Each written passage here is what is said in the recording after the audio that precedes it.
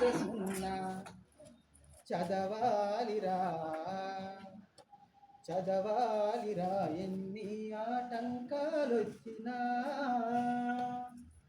చదువు లేకపోతే మన భవిత పెద్ద సున్నా ఆలోచన పెరిగేది చదువు వల్లనే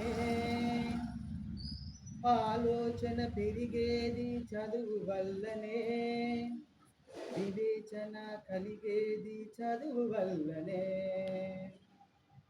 అందమైన ప్రకృతిలో ఆనందం చదువురా అందమైన ప్రకృతిలో ఆనందం చదువురా అనుభవించు సౌకర్యం చదువు చేతి భిక్షరా చదవాలిరా చదవాలిరా ఎన్ని ఆటంకాలొచ్చినా